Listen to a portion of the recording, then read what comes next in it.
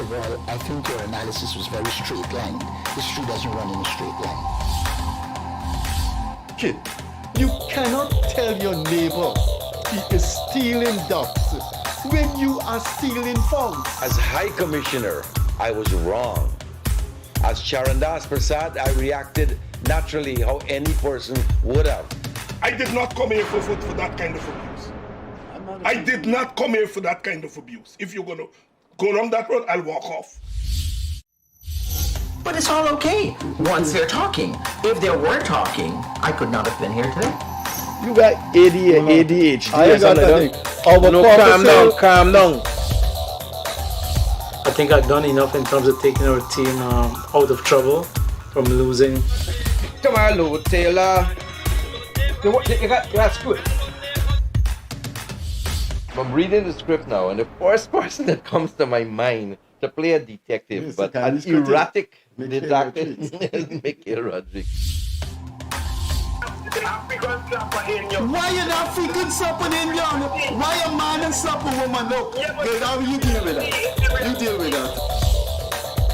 We must encourage platforms like this because it brings together different people and allows for discussions to take place in our country on a multiplicity of fundamental issues. Gildarie, you apologizing for something you think I did is wrong. I don't want you to do that, and you should not have done that.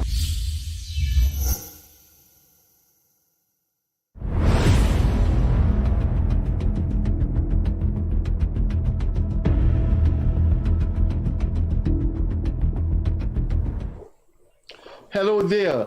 Welcome to the Gildarie Freddie Kissoon show. Cricket or no cricket, we did promise 2 weeks ago, as we did last year, that there are people who watch the show who wouldn't be watching cricket or wouldn't be going to cricket, so we have an obligation to them. There was cricket last Wednesday, and after the show, we featured the son of assassinated WPA executive in 1979, Ohini Kwamo. And just for curiosity, after the program was over, I drove on the seawall between the roundabout and the Ivlery police station. And that was one of the most packed evening I've seen on the seawall. The point is, the show must go on. So this evening we have a full house of guests.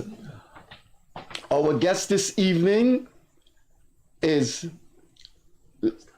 excuse me, I'm getting a bit, the former mayor is here. So he came at last moment, so I got a little bit confused there.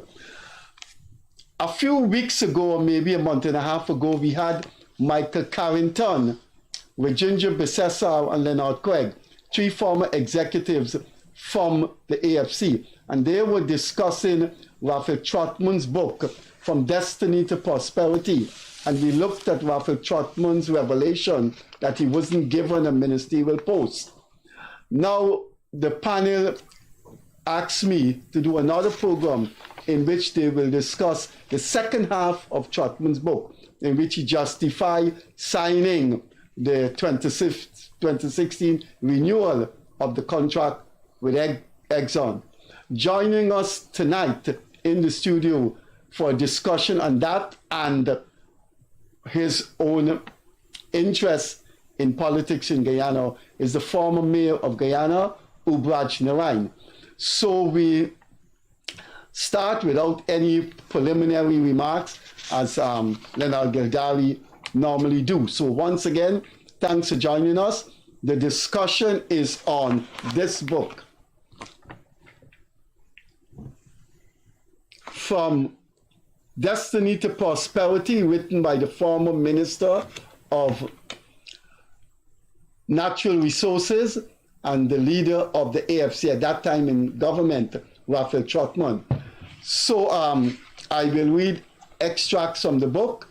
RAJENDRA BISESSAR and Carrington have copies, and then we'll ask for reaction. So let's start, but first I want to do something unusual. I want to start in an unusual way and direct the question simultaneously to Michael Carrington and RAJENDRA BISESSAR. Here is the unusual question.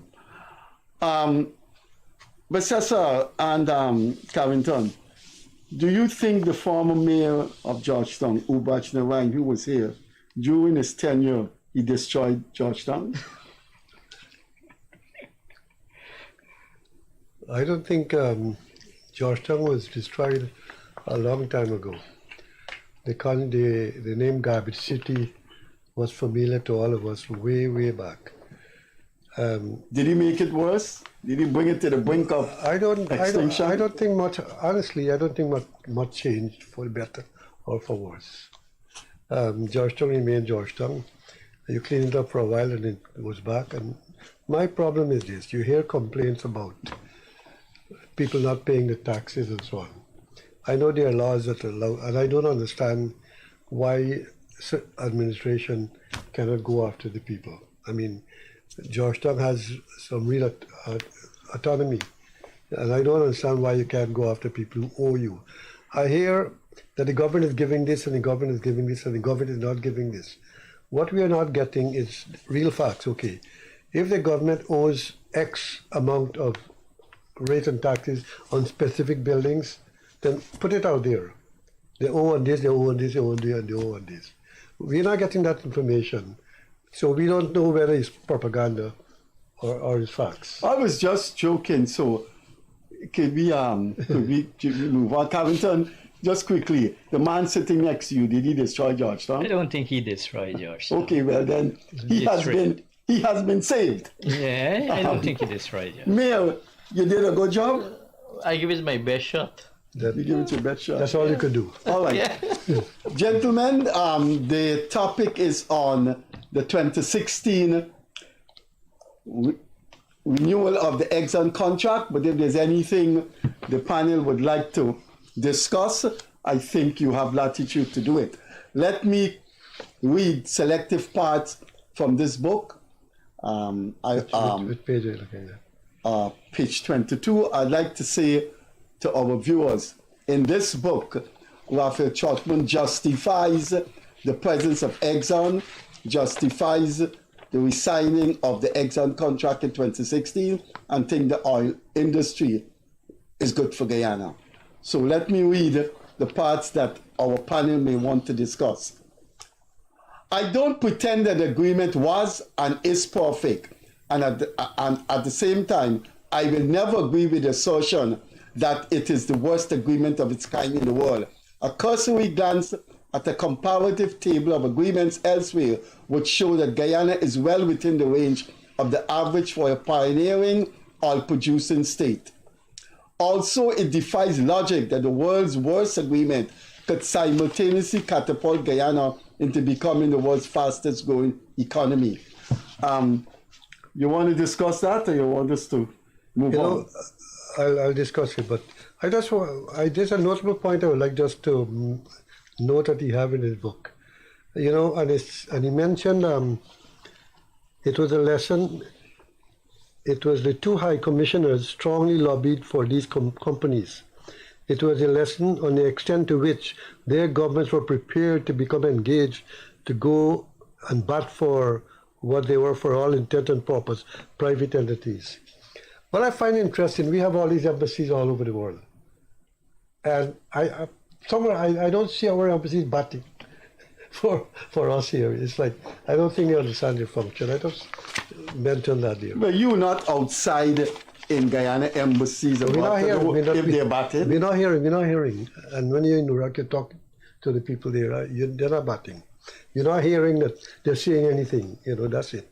If you're batting, but diplomacy is a very secretive. No. Diplomacy is a secretive thing. No, you can't know what embassy is batting. You think Sierra Leone was secretive? Come on. But you don't know what our embassies are doing about. Anyway, that I want to respond to this wars contract. Yeah, he said. What I find interesting, and I mentioned earlier about the town, is that we're not getting facts. We're not getting information, data. So when you tell me. It's not the words if you look at a comparative spreadsheet or whatever. You have given us no information. In other words, there are no examples at all. You can't just blandly say, if you look at a comparative table, you can't just do that. and allow to accept it. The second thing is that he tried to justify it by pointing out to the 1999 contract. You know, and as far as I'm aware, you have a clean slate. So looking at what the PPP did is not the justification. And the next one is that he mentioned, hey, those who are criticizing this contract and the worst contract, look, we're the fastest growing economy. The fact that we're the fastest growing economy does not mean we have a good deal. We had a good deal. In other words, that in itself is not proof that the deal was good. So the kind of argument he used were not logical, you know. Michael Carrington, former parliamentarian of Mr. Trotman's party in Parliament 2015-2020, and the close associate of Raphael Trotman, Minister of Natural Resources in those days. Do you agree that with him that the contract, the renewal of the EXXON contract in 2016 is not, as critics saying, is the worst covenant in the world with a multinational? I want to be factual and truthful. In the early stage in Parliament, I had to go through the contract from page to page. I can't remember all the pages.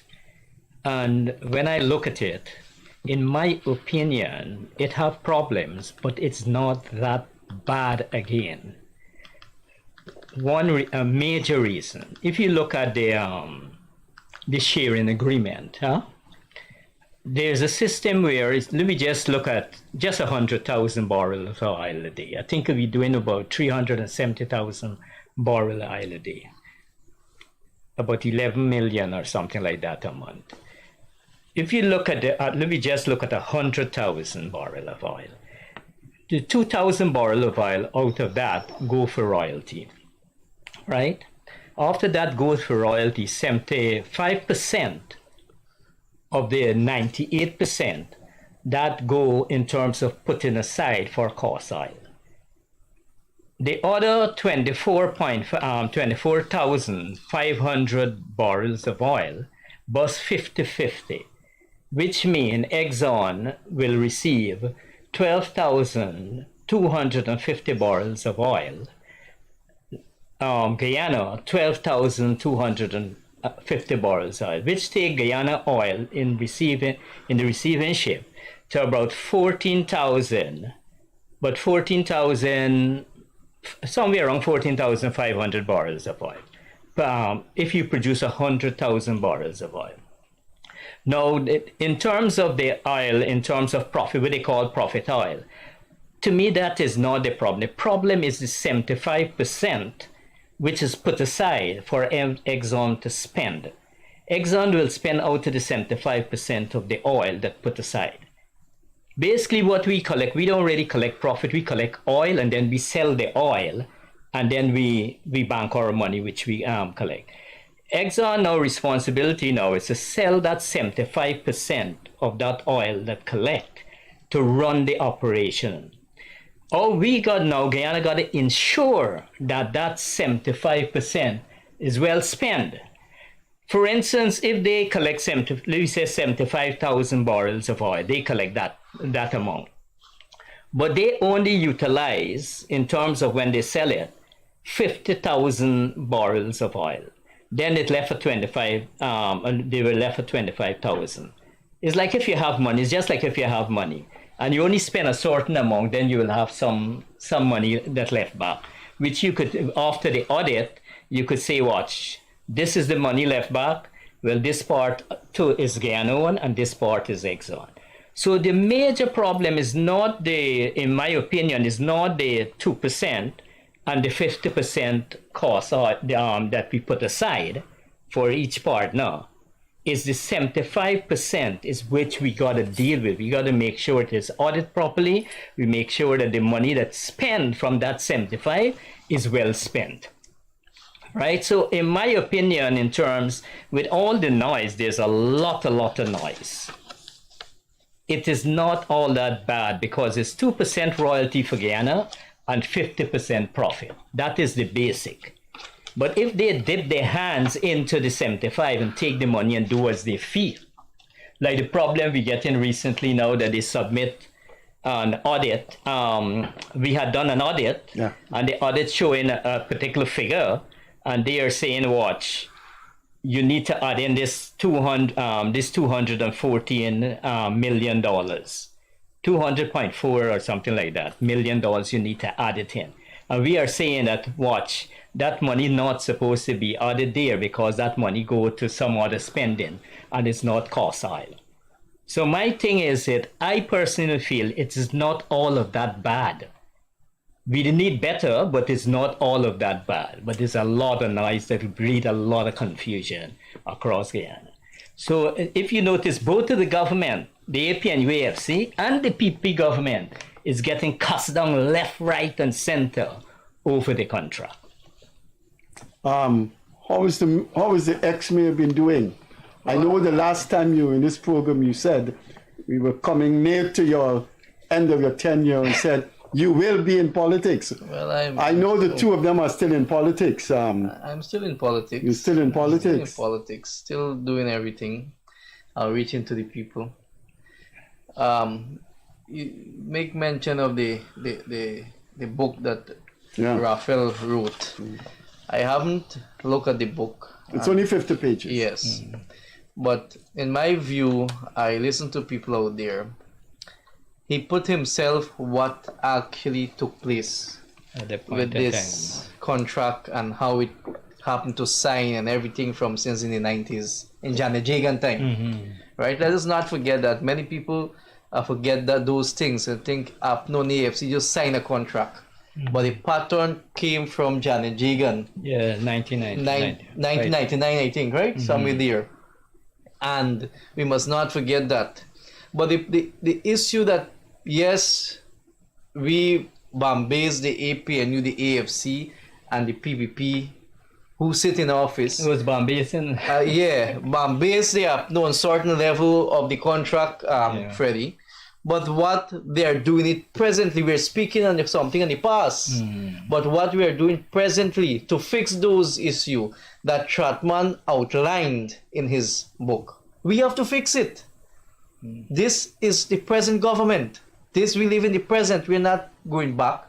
But RAPHAEL did something there, which he outlined what he had faced, what he had signed, and the pattern he took to initiated this contract with EXXON and to move forward. But we cannot look at the past. We have to look at the present to benefit from these resources that we have in this country where all citizens should be treated equally.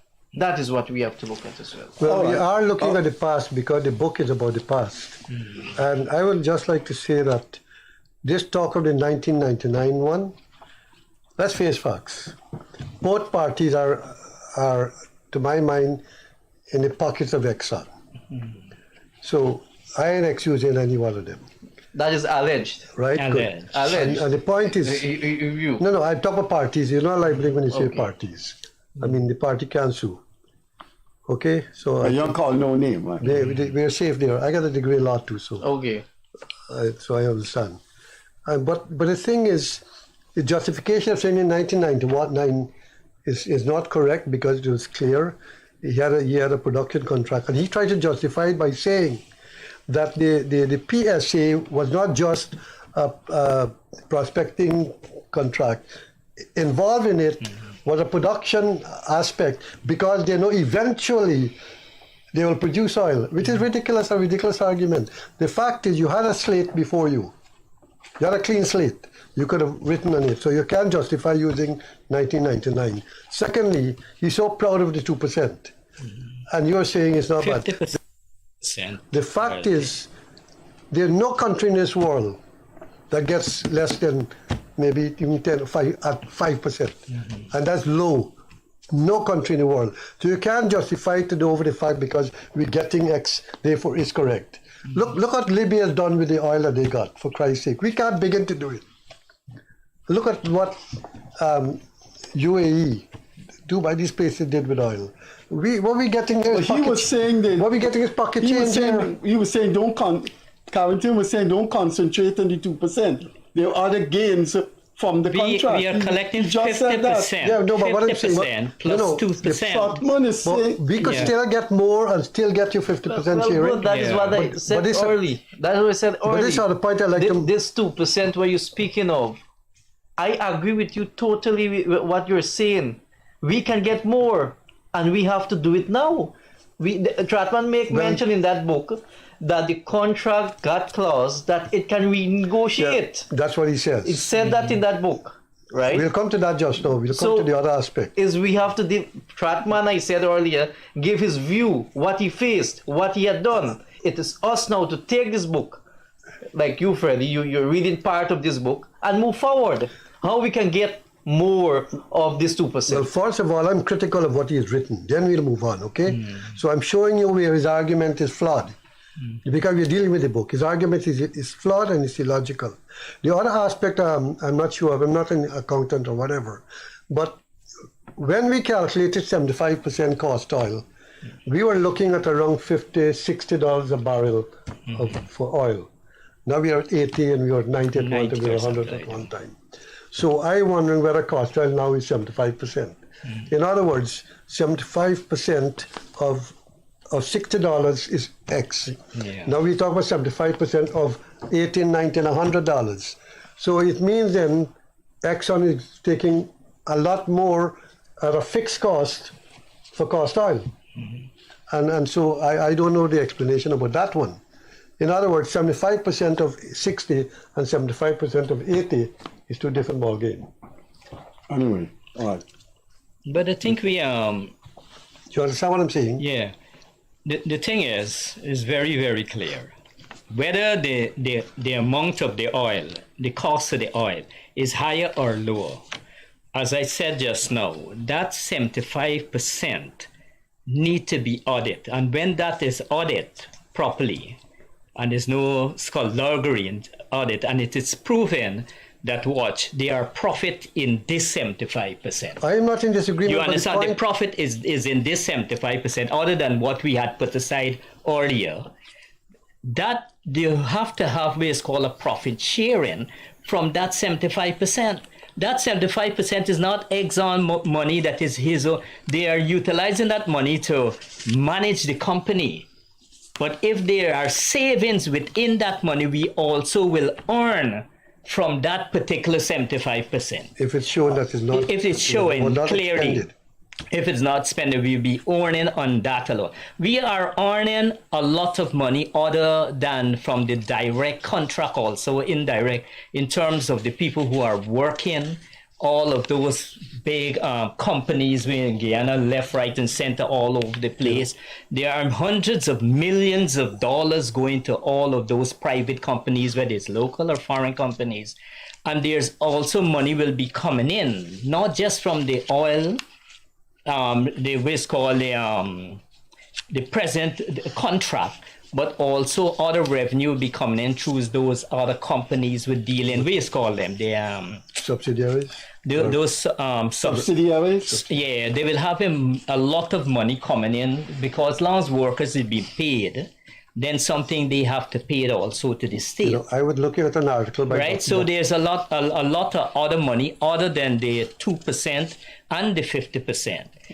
And no, those money has nothing to do with the production of oil. No, I'm not talking about the production. I'm talking about the revenue base. We'll be collecting X amount, and indirectly we'll be also collecting other money. Okay, so we'll continue this, but I want to go on to something which I think is he is saying in this book, especially on page 29. By the way, while you're looking at that, Dr. Hunt, he had an article in the press. Yeah. And he was showing that our cost of production is among the top cost of production compared to many other places with worse conditions than ours. Well, I think you should have read Joel Bagwandin reply to him. Did you read Joel Bagwandin reply to Hunt? Well, that's it. I think he was explaining.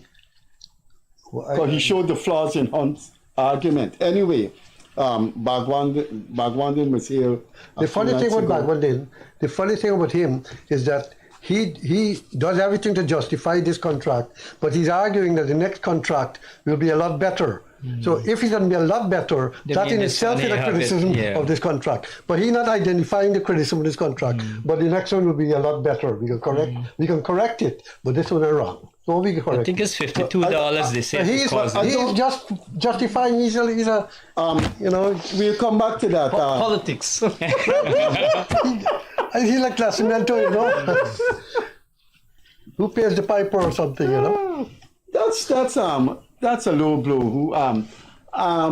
Listen, I think back when them surprisingly, I think you can't say because he defends 100%. I have not heard him, even ring fencing and so on. He has an argument. In other words, you know. But suppose the argument is sound and he's replying to anti-government critics who are just nitpicking. No, I agree with you. Yeah. I agree. But the point is, if you're saying the next contract will correct this one and will be a lot better, involved in that statement there is criticism. I don't of this think I don't think anyone reading that contract would embrace it blindly and saying it's perfect, it's good. Yeah. I don't think exactly. But Joel that doesn't mean defends it 100%. But that doesn't mean he is saying no. I've heard him on this program speak about it not being the best of President Ramata was here. Of course, and he said it's not. But he's not saying it's the worst. No, but I don't think. But Carrington just said it's not the worst. Trotman is saying it's not the worst. Look at Trotman's argument. He hasn't put any argument. He compared it to 99, and he's talking about because we're getting growth. That's not a defense. All right. I want to look at this part of his book, page 29, because he has been severely criticized for this. Where it came from, no one knows, but he bore a burden of people saying Trotman signed this thing, and for the past 5 years, I think he was saying I was told to sign this thing. Strangely enough, Trotman never said it, but I think we have some indications of who ordered him to do it. Now let's read and ask the mayor what he thinks about this. In June 2016, Cabinet approved the signing of the new agreement.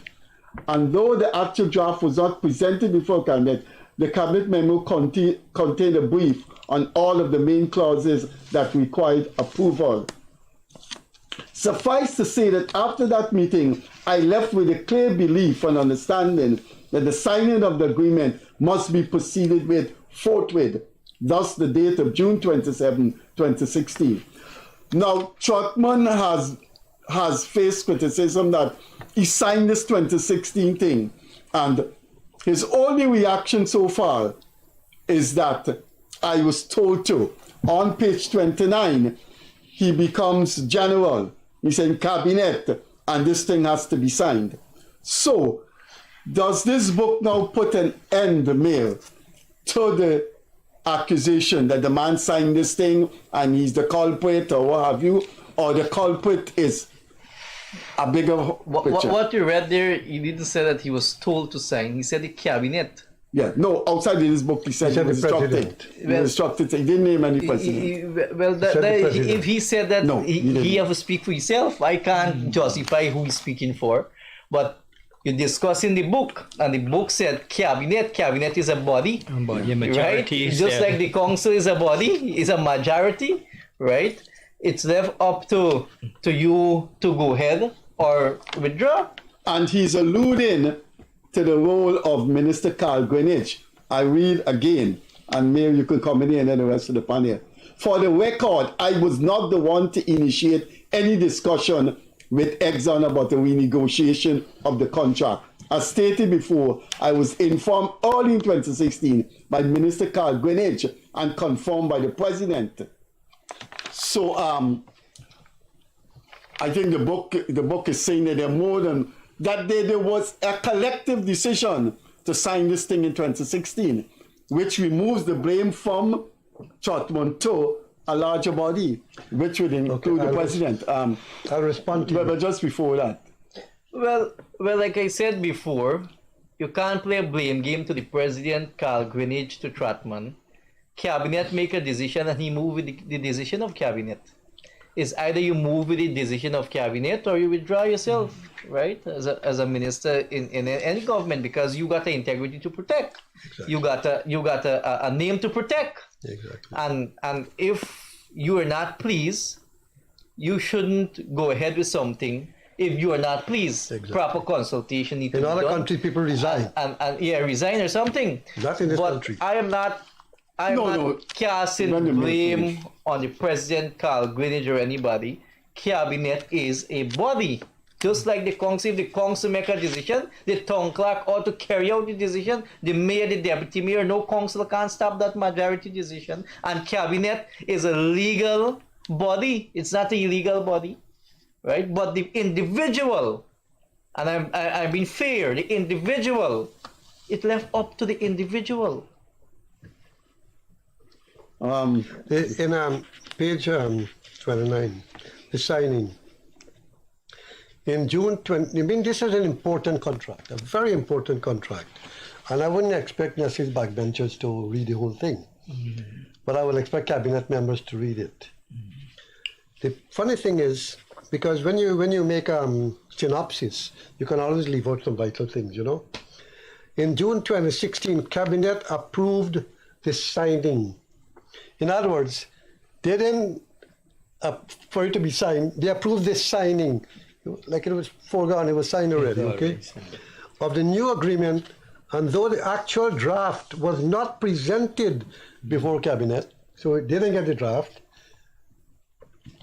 so it was sort of blindfolded. They got a memo with some briefs.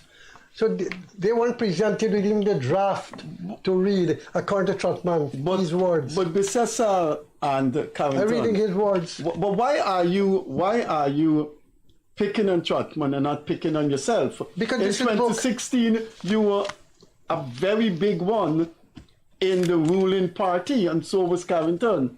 And why didn't you confront the government? You just said, and you accepted Mayor Narine saying that, look, if you don't agree with this thing, protect your integrity. You know, on a point of order, and you're discussing me or the book? I'm discussing what you said about the book. Freddie was a part of the government too. He was supporting the APNU FC. I started to criticize this government from the APNU from the day it got in.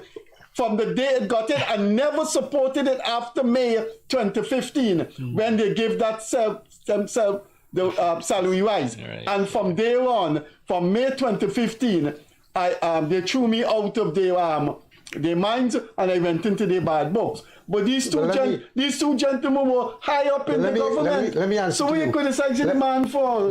Because you invited me here to examine the book. Anyway, let me answer. Yeah, I did that. Carrington will tell you every single time I raised my voice in the management committee, critical.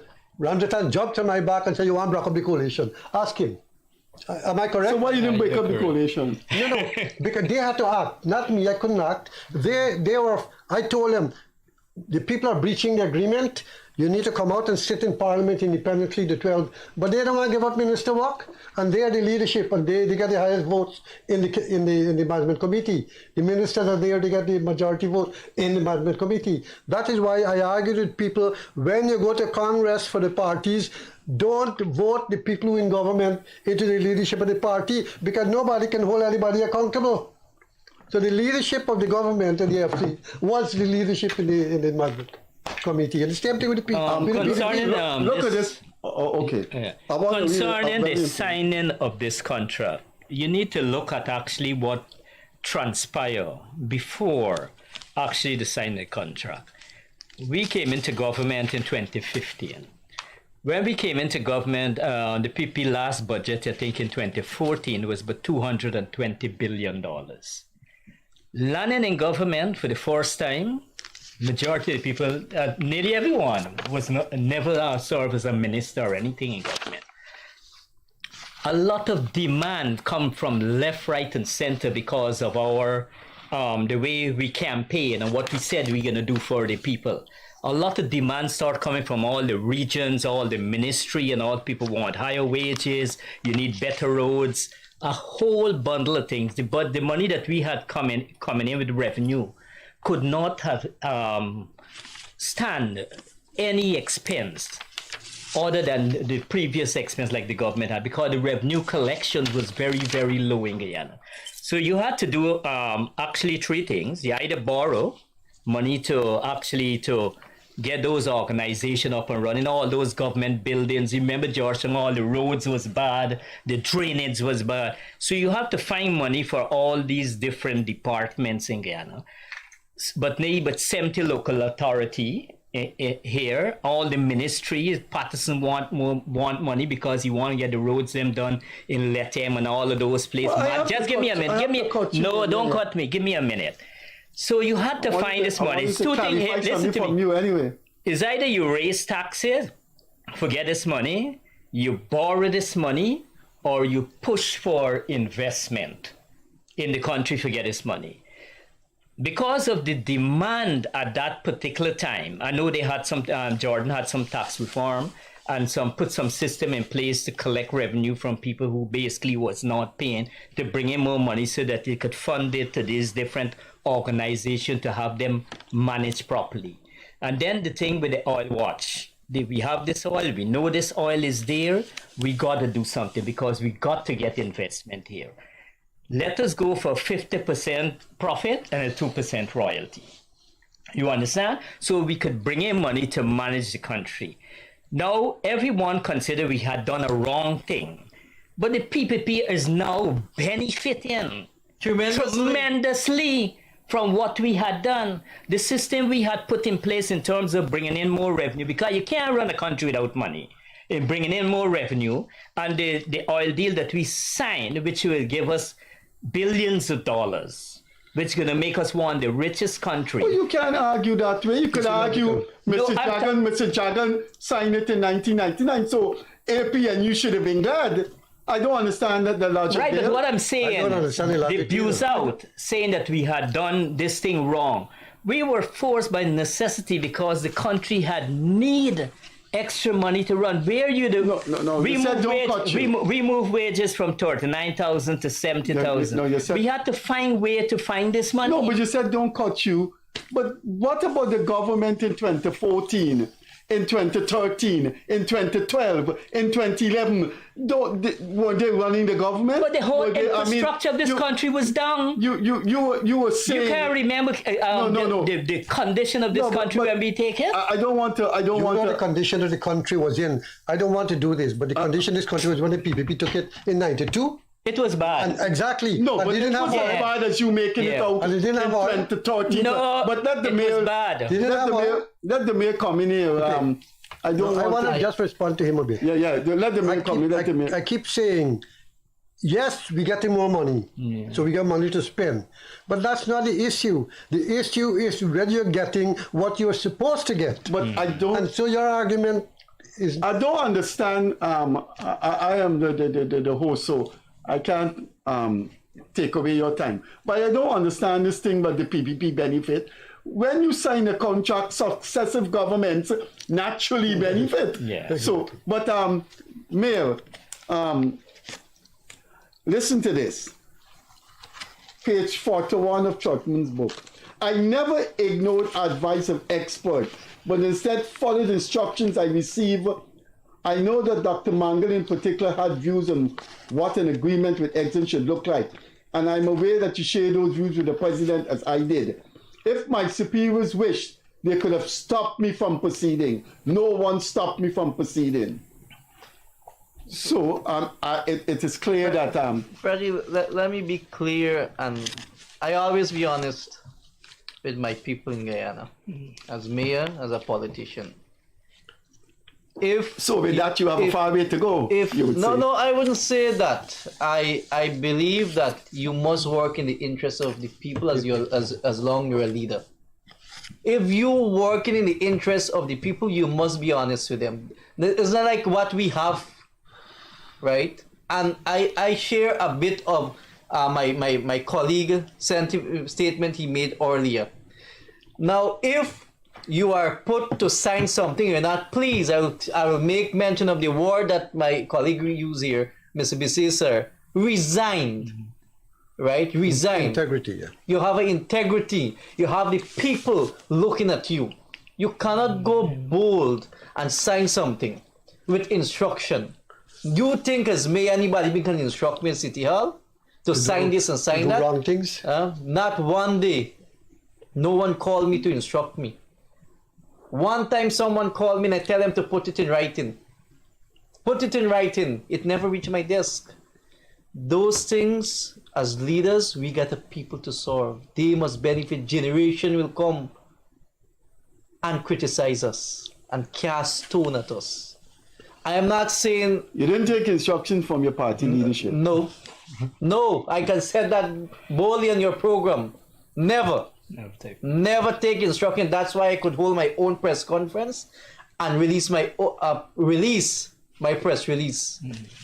What I feel as the office of the mayor feel, whether government, opposition, or individual on issues, I feel a statement should be issued. I draft it and issue it. I never take instruction.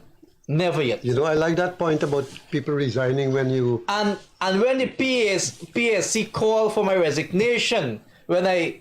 PSC, Public Accounts the Private Sector Commission, another religious body called for my resignation when I pronounced on His Excellency on the Muslim state, and then I apologized and so on.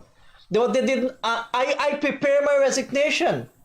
I already prepared my resignation, print it out. But the Private Sector Commission and all the religious body that issue statement did not deal with the fundamental issue that causes the frustration, and I didn't resign because they did not deal with the fundamental issue. It was a bias calling for resignation like that. You don't do things like that. You deal with fundamental issue, what caused the frustration. If the president and the mayor had an issue, let us reach out. That is what they should call for. Right? Unity, dialogue. But we're seeing in our political arena as a young politician, when the PPP took office, Jack Dale, respect, all respect due to him, the vice president of this country, make mention in his campaign that they will renegotiate the contract that RAPHAEL TROTMAN'S signed. Why he didn't do it to date? And these are things young people like myself and who goes to university, and we're looking at the PPP government.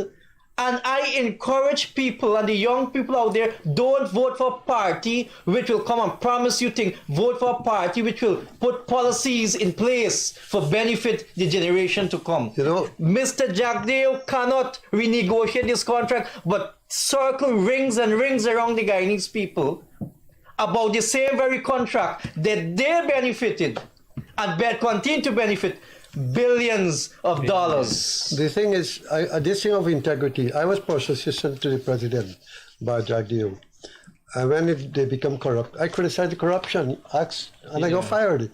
Because I am not one, I didn't come from a school where I can tolerate corruption. But when it comes to this idea of... we don't tell him why. I want to look at this signature, this bonus. You know, I'll tell you something. $18 million bonus. Yeah. First of all, they didn't tell anybody. And now he's trying to explain that they asked EXXON for money for use to fight Venezuela legally. And EXXON said, we can't give government money, but if we give a signature bonus, it is the government you're giving. So I don't understand that nonsense. Secondly, because of that, they try to find a legal way to do it, and so they come up with the bonus, signing bonus. But let me tell you something. With far less oil than we have, Brazil got $700 million. With far less oil than we have, Suriname got $100 million, and they got 18 with the head, which is ridiculous. Another ridiculous thing. Well, the mayor, I think most people agree there was a consensus that $18 million was chicken feed. Mr. Mayor, you were part of you belong to the ruling party, like the two of them. We have 3 members here. Don't left yourself out, Freddie. I never belonged to the 25th. Don't left yourself No, out. but that's Man, Freddie, that's factual. you be factual on this How program. I was be honest to the people. I was never you part of wrote 2015. article. I Alright, read your article many times. You write in favor of the last government. I wrote it. Yes, Freddie. No. I wrote a daily column against the last government. Look, I think in the early Freddie after that the mayor, please, to me, besides I think Freddie they have. Could you correct the mayor? The mayor. I think you're capable of defending yourself. Okay? Now let's look at this aspect. I found those people to be detestable after they got into government and wrote against them for 5 years. Let's continue the program. Let's look you at don't that. want me to correct you? Let's look at that question you raised just now about Jack Deal. I have written a couple letters in the press. You all might have seen it, and I've argued. You have plenty letters in the press. Well, after 2 years, I gave them breathing space for 2 years, and after 2 years, I see the same nonsense. I gone back to the pen. Okay, I got to educate my people. He got to be fair to his people. You got to educate your people. That's my people. What about you? What about you? I'm talking the working class. I'm talking the working class. Are you a working class politician? Yeah? I'm a Jaggonite, you know. I'm pro-working class. He's a Jaggonite. Well, UBRAJ, you are what? Born a my Jaggonite? I believe in my founder. Who's that? I believe so you were born in his principles. That's been rigging elections. No, not rigging. That's the major principle of Barnum rigging elections. I wasn't back there, but I can tell you. But he's your hero. I can tell you that Barnum, what I read about the thing he put in place for this country. Barnum beat and torture me. Well, I wasn't there. No, don't get personal. Argue intellectually and objectively and ideologically. Barnum had all. Father Morrison was killed by the dogs. I wasn't there. I wasn't there. What I read Randy was killed. Randy was killed. Dublin was killed. What Barnum had done, right? Man, Mr. Bisesar. He collaborated with the white imperialists. We must not forget that today NIS is benefit. Hello. We paid for the NIS. Free education. Free education was funded by Sugar Levy. Did all of that. Why? PPP campaign this election. Free university? Where is the free university? Sugar money pay for it. Sugar levy money. I think if we don't be careful, we're gonna move off what we discussed. No. I think my experience. You go to ATM and take time. Viewers would like the kind of exchange. I don't mind. Go on. No. Hello. You go to ATM. You use taxpayer money. Here, I criticize Barron. I never turn and say this bar because it be money. So I criticize Barnum. And they're telling me he built road, he built this. Our government got to do something with the taxpayer money. And that's not the justification for rigging. Even the South African government had to spend money. The apartheid one, we defend them.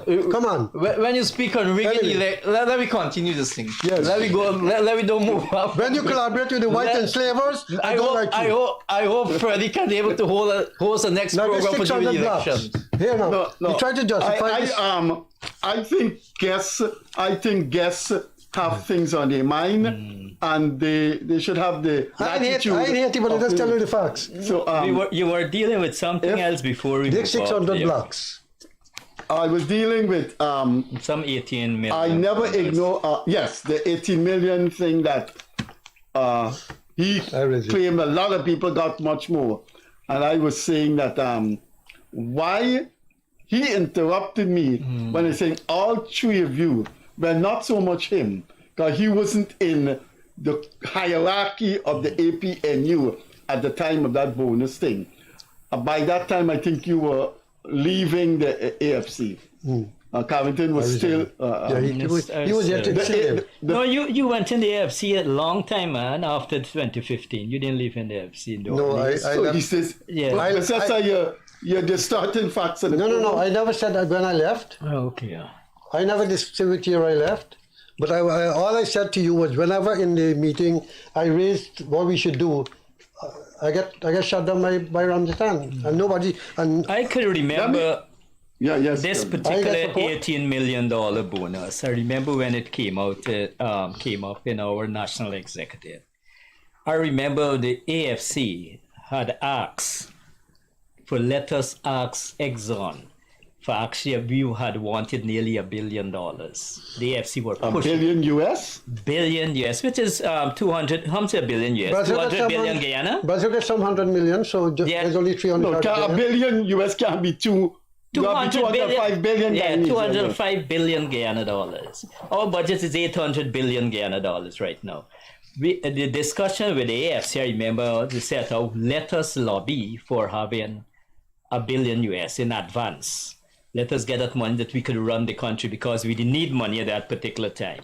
But they have an individual, I don't know if I shouldn't call his name. But if it's not libelous, you need to. He had go totally against input in history. He had go. I think it was in write up in the papers. He had go totally against it. Said, "Oh, we did not have." I think the word was, "We did not have the capacity to spend that particular money at that period of time." I think you wasn't at the meeting. You wasn't at the meeting. But you're very silent toward the meeting. He said that that Guyana don't have the capacity to spend. But the leadership are not. But besides, I've known you since we went into UG together in 1974. You never struck me as somebody in a room would sit down and the leader. Hello. No, the AFC were pushing for $1 billion Let me tell you something. in advance. When he raised this question in the submit the bill and I agree. to not to jail people with marijuana possession, we argued like hell inside in the leadership like cowards. Yeah. Every time Carrington was one who backed me. I can remember Raphael was one who was pushing for let us get this money from ExxonMobil. $1 billion so we could put it in. $1 billion US? Yes, it's like 200. And he accepted 18 million. No, listen to me now. Brazil got 100 million. So an individual who is, forgive me for saying it, was on your part, in APNU, had stated that we didn't had at that point in time had the capacity to spend the money like the I've seen that you've said that we can't. But I would like Besessar because Besessar was at the meeting. You could sue for libel for that. Yeah. But I've looked at my Mango Pelter and we have 9 minutes more. So in those 9 minutes, I would like to open the floor to whatever you want to discuss. I know Besessar said he could never leave politics. The last time the mayor was here, he said from mayorship, we can hear about his politics. And then Carrington formed a party to contest the elections, the last local government election. Gentlemen, how do you see yourself going forward in a country that is becoming internationally more known and the international eyes are in it because it's growing economy, it's a major oil producer, and therefore it's going places. In your own capacity as patriotic Guyanese, I think I've known these two gentlemen a long time. I've known him longer. We went to UG together in the 70s. They haven't migrated, and I think it is safe to say that they're patriotic. UBRAJ Singh has been the mayor. UBRAJ Narine. UBRAJ Narine. I said, I don't know why I keep saying something is wrong with me. I think Alzheimer's stepping in or some Freudian thing. But I'm interested in hearing from the three of you your political direction. Besessar said his people. The mayor UBRAJ Narine said his people. Gentlemen, what are you doing what will you be doing for your people? Well, at this point of time, Freddie, the only thing that we can able to do for people, I speaking for me, for the people or the citizens that look up to myself, is to go out there and listen to the concern, to give them good advice, to guide them to access whatever the government of the day is giving, because it's not PPP money or Freedom House money. It is a state. It belongs to the state, and the government ought to give the citizen what belongs to them, the right. I can say this much. Poverty is something that we have to focus on. Region 6, I visited Region 6 3 weeks ago. And the amount of complaints I can tell you about PPP supporters. PPP supporters. And because I don't know, because I'm a pundit for the past 20 years, people reach out to me. But people don't want to come forward. They're afraid of victimization. They're afraid of victimization, where you have a chairman in the village dominating what that he or she wanted in that village. There are many issues need to be solved in this country. I listened to the president, I think it was last night, he went in Queens, speaking, telling the people that they don't need to send Pampers and wheelchair and so on in Guyana. Nonsense. If the people can't reduce Guyana to that level. That is what he said to the people. No, Freddie, let me don't get away from that. Justify that sending Pampers? We are that. We're not still that bad. Because you don't go to the countryside, Freddie. You need to go to the countryside, right? But if they want to say that is not a reflection of the economy of the country. I am speaking on adult Pampers, right? There's a home recently called me, Freddie, in my constituency, one here, needed adult Pampers. They went to the Ministry of Social Protection, which is now what? Human Service and Social Protection. Today, tomorrow. These are the issues need to be fixed. But there's a politician from the PNC speaking there, right? Need to be fixed. But let me ask you something before. So we have the oil money, we have the resources. Let farm unit get people, employ people to pay attention to these things. NGOs bringing these things every day and distribute to guys. Are you quickly? Are you interested in heading the PNC? As long you're in politics, you aim for the highest office. Bisesssar, quickly. Don't take up the rest of the time. I know you talk long. You have a lot to say. What is your political future? You've been around a long time. Oh God, you're a dinosaur like me. First of all, I'm not going to become extinct for just now, okay? Good. I'll be around for a while. My father died at 98, so... Oh my God! My wife said, "Oh God, I got put up with you in the next." My wife said, "Oh God, Bisesssar, I didn't put up with you for so long." Anyway, listen, I commenced for 2 years. I stayed quiet and I commenced writing. I've been writing critically about. First, I write to give advice. I didn't ask you what you're doing. I've asked UBRAJ Narine. And the man told me what he's doing politically. What are you planning to do politically? I plan to continue educating our people through the letter column. I plan to have my TV program back again to educate. Invite me as a guest. Yes, of course. One of the things I'll be pushing. He didn't answer and UBRAJ. Of course. And many others. One of the things I'm pushing for is for the unity of the working class. Because none of these governments are singing patriotic songs, or even people don't even know the national anthem nowadays. In other words, these patriotic songs make you patriotic, but if you're not patriotic, you tend to be more racist. So I want to let the ordinary people realize they got to unite. Political party. The man is in the PNC.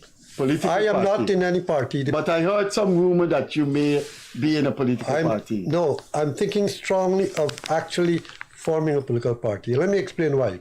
Quickly, a lot of people in this country believe there's a need for a third force, but the question of trust, after what Ramjitan and company did, the question of trust arises. And I am saying to you, I have a history where I stood up for what I know that history. Good. I know you're a troublesome fellow, but I give you credit. I am saying I will form a party, and I need our support to stop any party from getting a majority.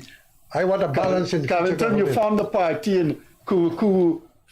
No, your party is going to continue? It's basically for the local. So it's not going to. It's not a national, but it's strictly for local. But you're still in. You will stay in politics. Yeah, I invited Carrington to join me. Could I speak a little? Yeah. Three things I'm working on. If you read my letter the other day, in terms of pension, No, you got 30 seconds. I'm fighting for the pensioners to have $60,000, which is the present minimum wage. Guyana will be receiving 2% royalty and 50% profit. A lot of money will be coming to Guyana. We need to give our older people money. We just don't need to be afraid to give them because we feel that it would create inflation or what. Let the people have their money before they go home into the grave. Let they have the little money so they could spend and live. The other area where I'll be fighting for is the right of parent to retain dependency allowance for the upbringing of children. Possessor get knocked off from it because knocked off from the government, the PP government, because he went on a program with me over that same matter. I think it's sometime before 2011. Progressive taxation. Yeah, progressive. Because this country is violating the right of the child. There's no allowance in this country for the upbringing of children before taxation. It used to be before in the 80s. I think it's 1987. Every child had an allowance. Yeah, 1987, Hyde government at the time, they had removed it. And it needs to go back because it's a violation of the right of the child. It's the other area which I'll be quickly. The other area that I really gonna push for is to see the proper system of the local government. We do not have a proper system of the local government up to now, and I'm gonna continue my fight to see that system in place. We gotta go. Why the Tribune don't form up? The Tribune don't come together for a party. He invited me for farm. The problem is this. The problem You're is not leaving the PNC. the problem we gotta go. but the government will not going to listen. Yeah, They're not going to listen. Guyanese, wherever you are, this has been a very interesting hour with three interesting politicians, some of whom have been around a long time, and some of whom are very young and new, like the former mayor of Guyana, former mayor of Georgetown, UBRAJ Narine. I don't know why 3 times I referred to that guy as UBRAJ Singh. Maybe some foreign thing. He's a Sikh. We will, maybe I think he's a Sikh. It was nice being here. I like the little back and forth with the elections between UBRAJ and Bisesssar. We got to do this again. Thanks for being with us. We will definitely see you on Monday. Have a pleasant journey while on your way home. I will wish the same for my colleagues who are here on this table. Safe journey. And I normally say when the program ends, bye-bye, catch you later.